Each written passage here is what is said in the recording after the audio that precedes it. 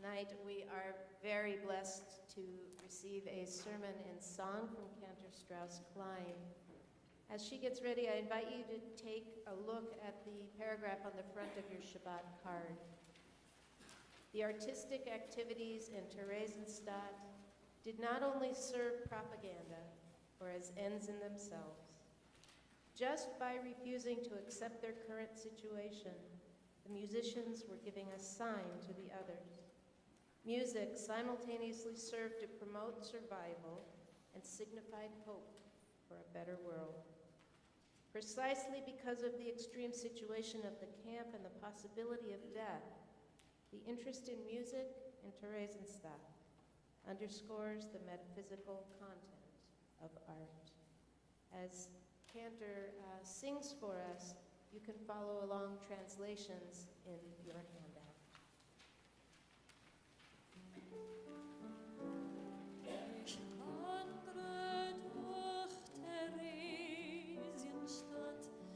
Das hört so schwer wie Blau, bis je mein Weg ein Ende hat, bis je mein Weg ein Ende hat, dort knapp an der Bastei,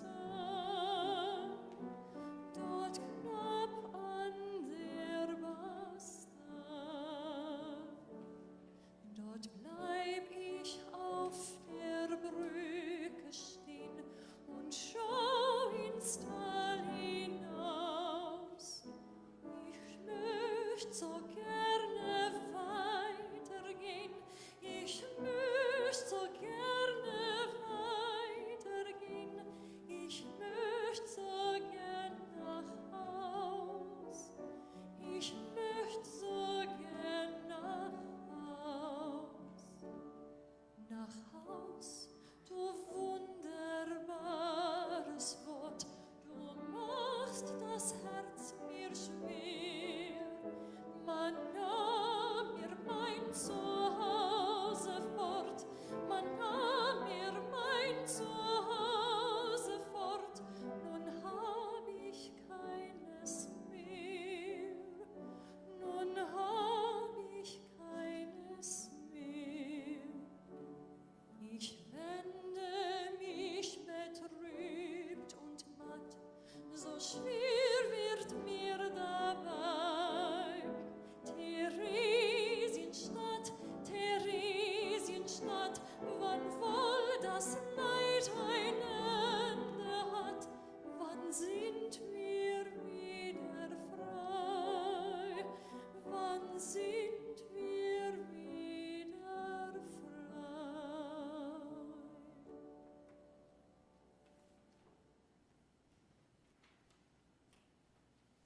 The garrison town and fortress of Terezín, or its Czech name, Terezín, is located about an hour's drive north of Prague. It was constructed in the late 18th century by the Austrian Emperor Joseph II and named after his mother, Maria Theresa. A somewhat innocuous beginning for what would come to symbolize the greatest propaganda lie of the Nazis' reign of terror.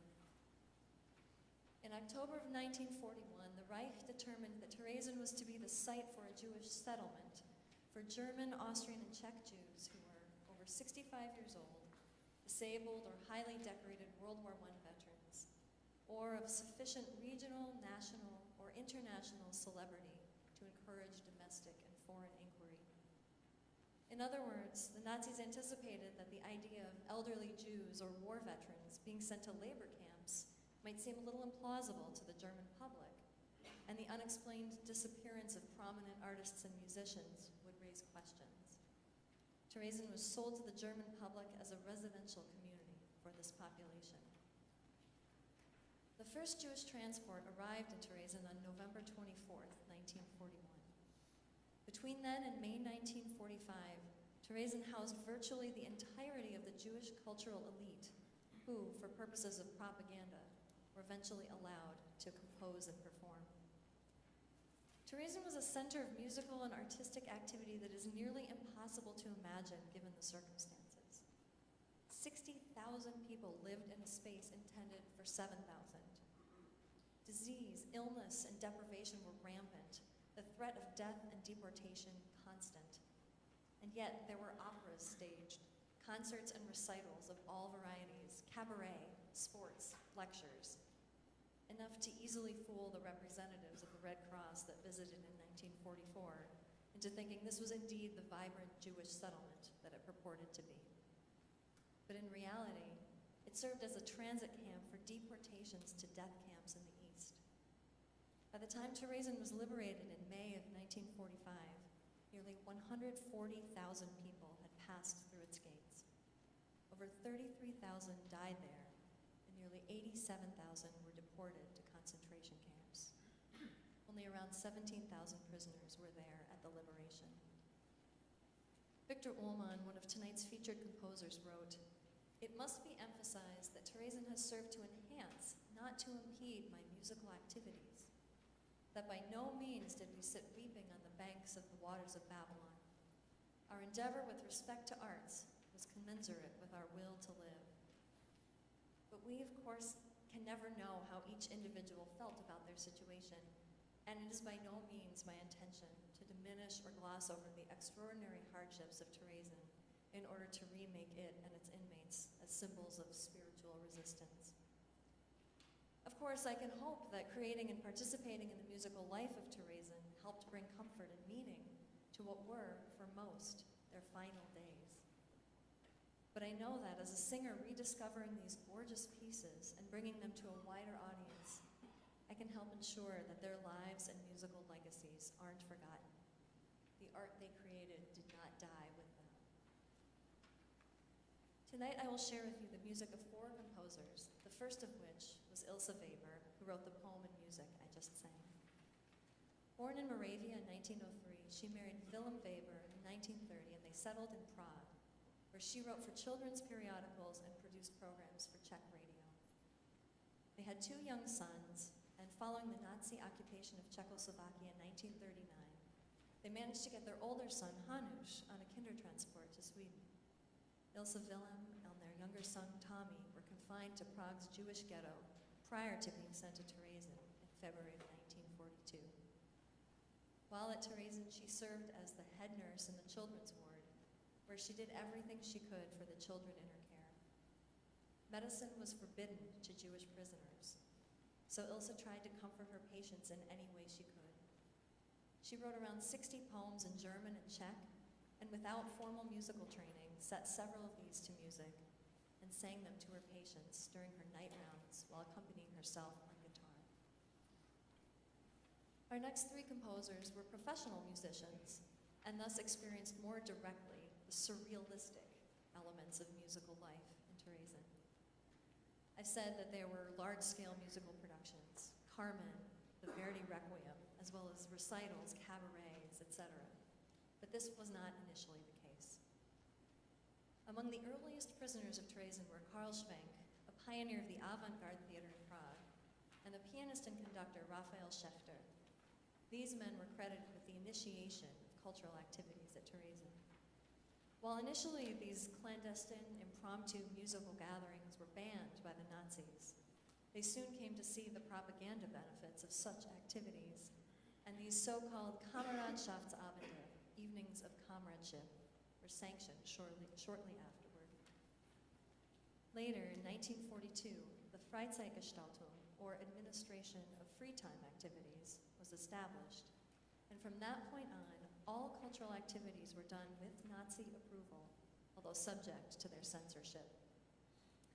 There were a surprising number of departments in the Freizeitgestaltung: theater, cabaret, lectures, sports, library. The music department had subdivisions for vocal, instrumental, and popular music, as well as for the scheduling of performances and practices. They were also responsible for bringing instruments, sheet music, and books from the confiscated Jewish possessions stored in the Prague synagogues. As employees of the Freizeitgestaltung, artists were free from manual labor assignments, and so, in spite of the deprivation and horror of their environment, and the very real constant threat of death and deportation, ironically, many of these musicians were freed from the typical external constraints of providing for themselves and their families, and were more or less able to devote themselves entirely to their art. Victor Ullmann was one of these individuals.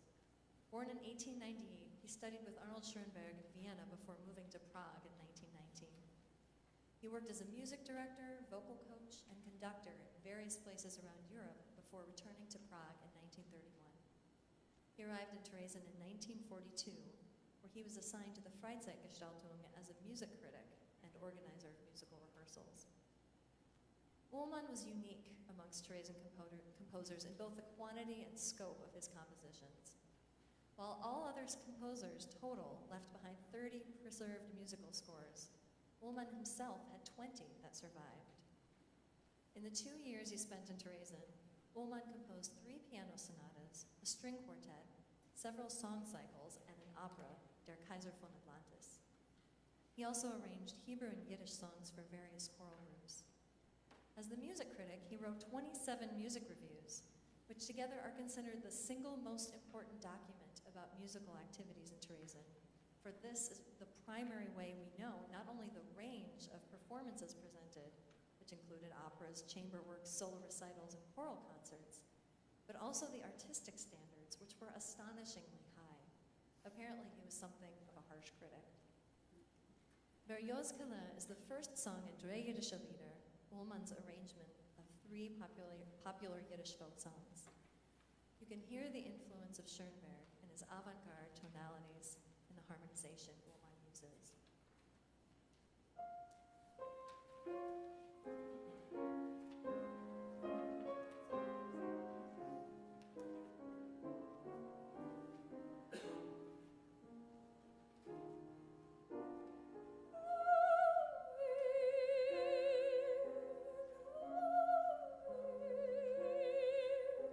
Schockelt ihr gelocktes grünes Fell, mein weißinke Berjot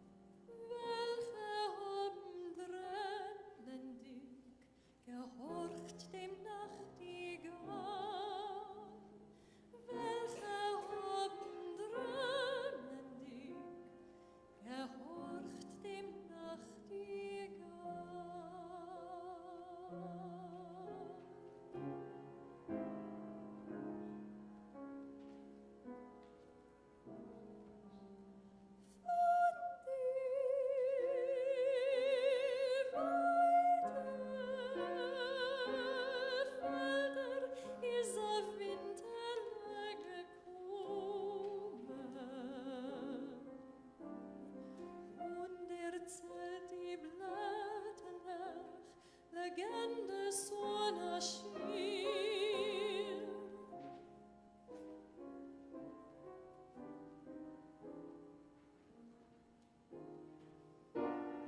Aber es wurde Herzen tief, mein Bürger Winken.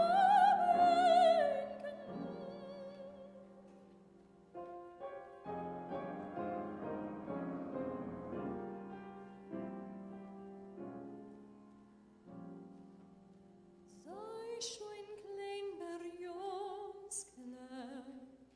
wie Spala leuch vor mir. Sei schon klein Berjonskele, wie Spala leuch vor mir.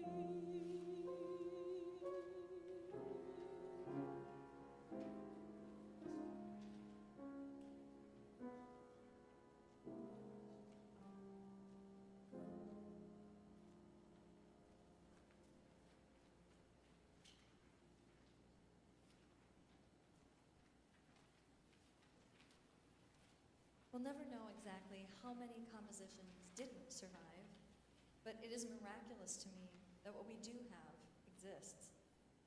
And while sheet music is becoming increasingly available, most of the music and composers of Terezín are unknown outside a fairly limited audience. I was able to purchase sheet music of Ilse Weber, Victor Ullmann, and Hans Krause easily enough, but our next piece, Ein jüdisches Kind, A Jewish Child, by Carlo Taube, is a different story.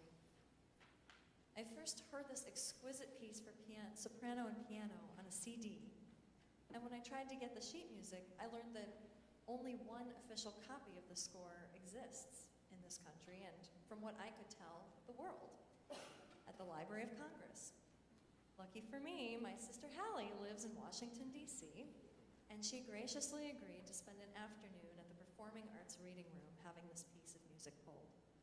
However, she wasn't allowed to check it out or photocopy it, and it was somewhat ironic to me, given the history of smuggling music in and out of Terezín, that Hallie ended up smuggling this piece of music out of the Library of Congress, not by actually taking it, mind you, but by taking a picture of the score with her iPhone and texting it to me.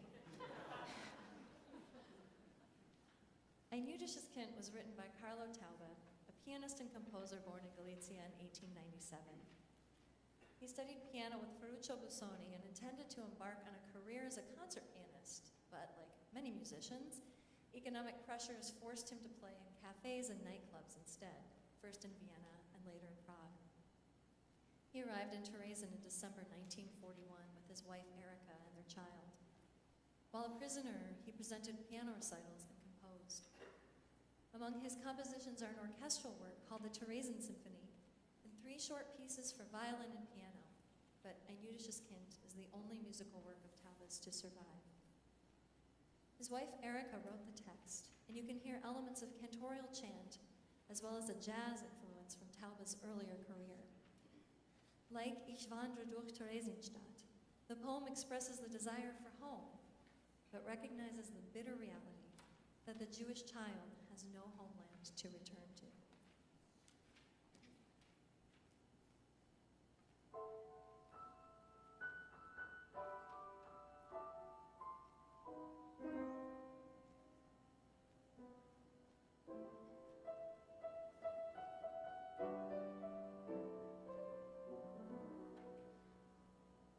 Du bist ein Kind, wie all die vielen, die auf der ganzen Erde sind, wie all die anderen Geschwellen, und doch bist du ein anderes Kind.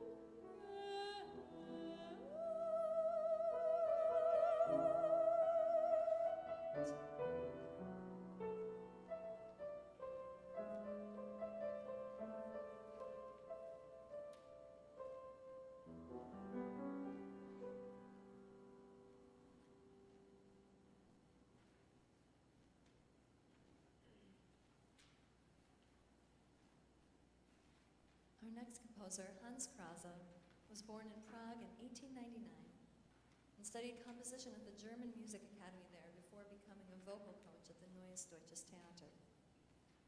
Although not a prolific composer, most of his compositions were published in Paris and Vienna and performed in various cities throughout Europe prior to his deportation. His children's opera, Brundibar, was the last work Krause completed before he was arrested by the Nazis in August of 1942. Brundibar is the story of two little children, a brother and sister, who have a sick mother. The doctors prescribed milk for her, but they had no money to buy it. They try to earn money by singing on the street corner, but the organ grinder, Brundibar, chases them away. 3 animals, a dog, a cat, and a sparrow, come to their help. Together with the neighborhood children, they sing a charming lullaby, and people give them money. In an unguarded moment, though, Brundibar steals the money from the children, but they chase him and get it back. The opera ends with a song of victory over the evil organ grinder. While in Terezín, Krause reworked Brundibar to fit the available resources. And of all the musical activities in Terezín, Brundibar was the top attraction. It was performed 55 times, and although there was no charge, admission was by ticket only, and tickets were difficult to obtain because the demand was so high. This opera was a particularly poignant example of Nazi propaganda. As a follow-up to their success with the Red Cross visit in 1944, in which the Nazis took the representatives on a tour of Terezín, prior to which they had extensively beautified the camp and deported numerous people to ease the chronic overpopulation, the Nazis had a film made about Terezín to assure the public that the inmates kept there were not being abused. As you'll see in the clip I'm about to show, the victory chorus of the opera featured in what survives of the propaganda film known as Der Führer schenkt den Juden eine Stadt. The Führer gives the Jews a city. But the cruel fact of Brundibar's performance history is that throughout the run of the opera, the child cast members had to be frequently replaced when new transports left for the death camps. And shortly after the film was finished shooting in September 1944, the director and all but 2 of the cast members were evacuated to Auschwitz. None survived. For the Nazis, at least, it was a very important sequence because it shows the children's opera Brundibar, which was a Czech children's opera composed before the war in Prague by someone who later became an inmate in Theresienstadt, and it was then first performed in Theresienstadt by the Theresienstadt children. It was one of the most popular theatre performances in the ghetto. I believe it had 52 or 53 showings.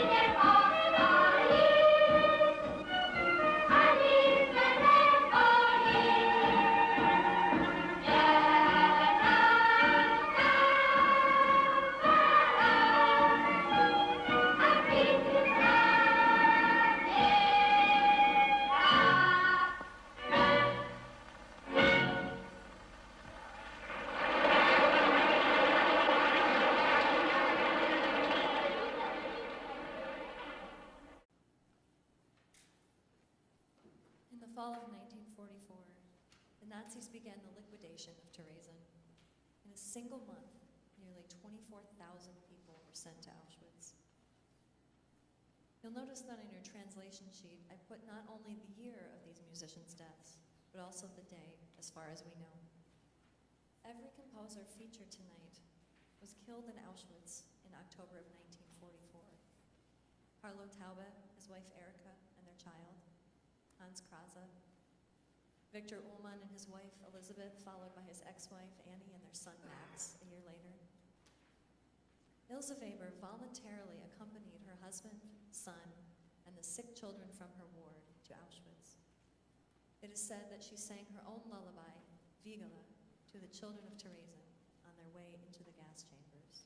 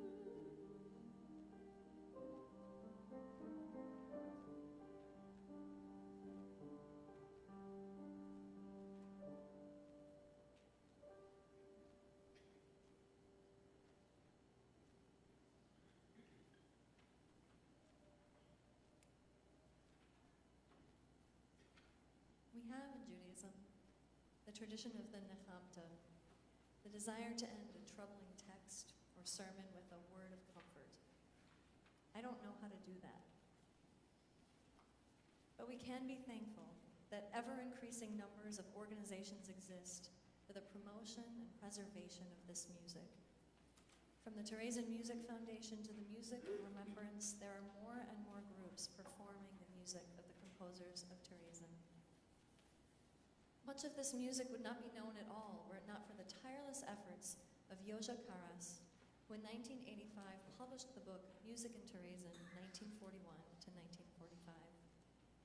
This book was the basis for the majority of my research, and to my knowledge has not been surpassed in its comprehensiveness, at least not in English. Karas was born in 1926 in Czechoslovakia and fled the country for the US in 1948. He taught the violin at the Hart School of Music in Connecticut and played in the Hartford Symphony for over 50 years. Although Karas was not Jewish, he felt personally compelled to pursue the topic of Jewish composers in Terezín when, in 1970, he read an article in a Czech music magazine describing the recovery of fragmentary musical works composed in Terezín. He decided to pursue it as a summer research project and subsequently spent decades tracking down and reviving musical compositions written by Jews in Terezín. He collected more than 50 pieces of the music written there and produced editions that have been widely performed, including a performing edition of Brundibar, the North American premiere of which he conducted in 1975. Again, I wish I could offer a nechamta, but for me at least, there isn't one. Instead, Instead, I will close with Karis's words. The composers of Terezín are speaking to us. They're pointing out to us with accusing fingers the terrible consequences of moral decay. They are speaking to us about human dignity and the sacredness of life, even in the midst of unimaginable misery. They are speaking about the courage of the unbending, unyielding human spirit. And above all, through the tones of the Terezín composers, spurted out of their sorrow and anguish, they speak to us about the eternal hope for a better tomorrow. Are we listening? Shabbat Shalom.